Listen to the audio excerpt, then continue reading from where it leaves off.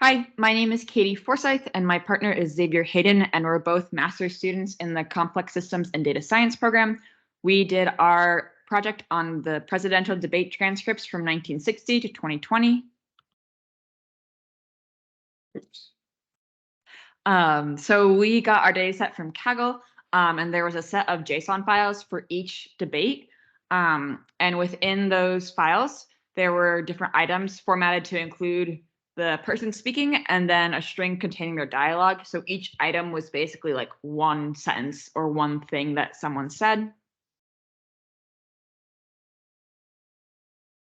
So we had to identify which people within these debates that we wanted to focus on, because there were a lot of people who we weren't super interested in mixed in, whether they were moderators or candidates who didn't end up making it to the final election.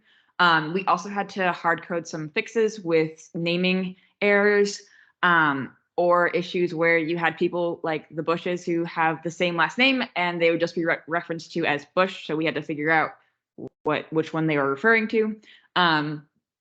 Ultimately, we had around 90 data frames that included words and the word frequency, and that's where we started our analysis. Yeah, so we had a lot of different candidates to choose from. That's a lot of data to show in just 6 minutes, so we're only going to highlight a few, and we're going to show just a couple things that we did with it. The first thing that we did was just make some frequency graphs of the most frequently spoken words between different candidates of the same year. So we can see Hillary Clinton and Donald Trump, as well as Jimmy Carter and Ronald Reagan in the 1980 presidential election. It's kind of cool to see if you flip between these two, you can see that there's a lot more like kind of America first words in the 80s as opposed to 2016. Just an interesting thing to kind of look. The next thing we did, though, was create some CCDFs.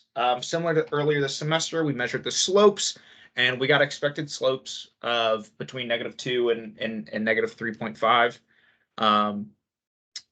which was pretty cool to see it kind of show up in this other data set as well.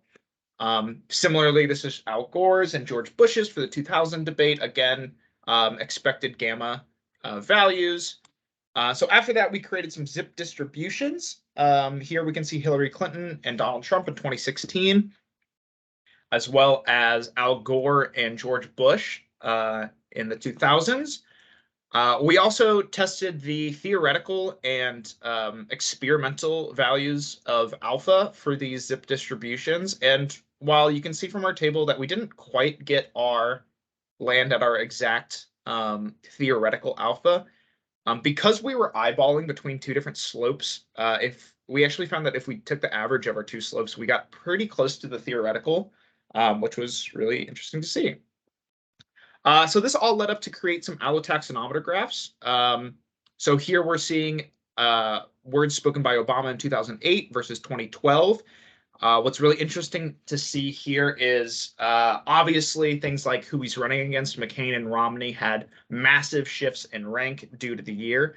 But also things like Afghanistan and Iraq and nuclear. Foreign policy was extremely crucial to Obama's 2008 campaign, as opposed to 2012 when he was president and was focusing on more domestic issues. So like unemployed shows up a lot higher in 2012. You can also see that there's a lot of rank sharing happening in this allotaxonometer, and that's due to the low kind of amount of data that we have. So there's going to be a lot of ties as words move between ranks. Most candidates only had a unique vocabulary of around 2,000 words. So, yeah. We also looked at the difference between the words Trump said in the 2016 election and what he said in 2020. So you can see that there are words like closed, medicine, mandate, masks that are probably due to the COVID-19 pandemic. You see ballots moves up a lot in 2020 because of the accusations about election fraud. There's also like a decrease in talk about Syria and Iran as the emphasis, and ISIS as his focus becomes less focused on international policy. We also then compared the difference in words between Trump and Biden spoken in 2020.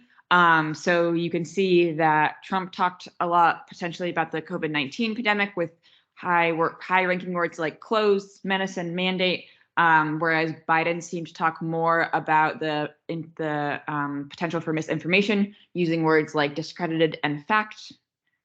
And I think that's just about it. Thank you.